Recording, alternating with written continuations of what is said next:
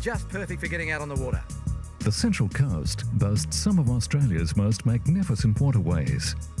A fact that is well known to the many people who use these waterways for fishing, boating, water skiing, and so on. But it's not all plain sailing. Conditions can turn very quickly from ideal to treacherous, catching out many people who are not prepared for these sudden changes. However, thanks to the Royal Volunteer Coastal Patrol, many potentially life-threatening situations are averted. Hello, I'm Nat Jeffrey and I'd like to introduce you to the Central Coast Division of the Royal Volunteer Coastal Patrol, providing, amongst other services, a 24-hour lifeboat service covering Brisbane water and also offshore between Box Head in Broken Bay and Nora Head. Formed in 1971, the Central Coast Branch is one of 49 divisions of the Royal Volunteer Coastal Patrol. The Central Coast Branch operates 7 days a week from its main base at Point Clare on the Brisbane water, and on weekends maintaining a radio sub-base at the Haven at Terrigal, as well as a standby radio base at the Long Beach Club. The Royal Volunteer Coastal Patrol is a service organisation dedicated to making our waterways safer through the education of boat users and, where necessary, through search and rescue operations.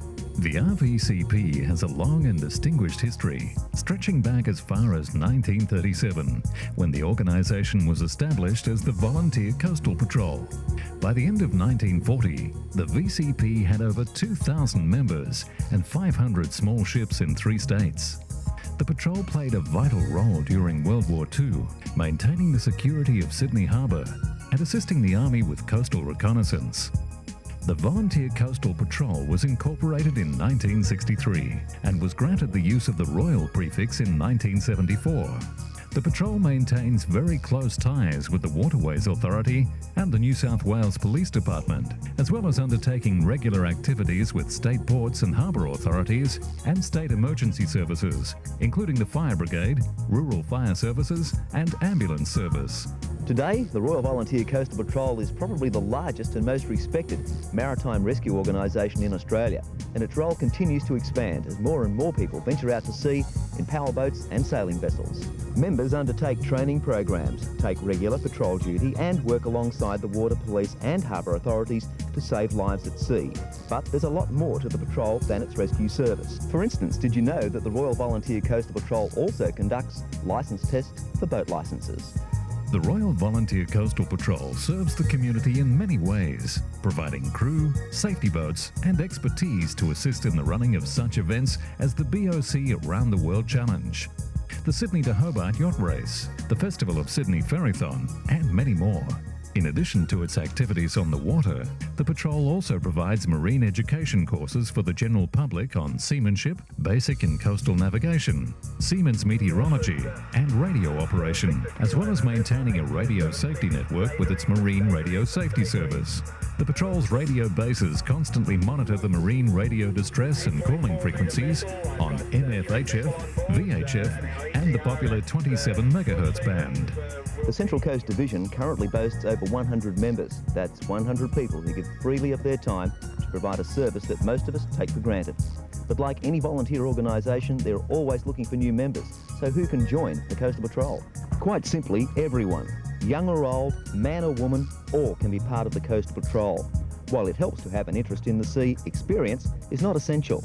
Volunteers come from all walks of life, offering their time for crew duty, sacrificing part of their family life, paying for the privilege of being part of the organisation, perhaps even risking their lives. They are people who are willing to be part of a team. Some members are boat owners, though most are not. Anyone who is physically fit can learn the necessary skills to work as part of a team. Some want to become part of the rescue boat crews, while others prefer to train as radio operators, using marine transceivers and radio direction finders.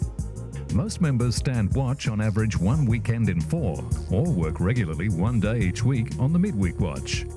The RVCP believes that efficient and practical education is far more beneficial to the public than the financing of search and rescue missions. For this reason, the patrol places great emphasis on providing relevant and affordable public marine education, displays of safety techniques, and attends boat shows to meet the boating public.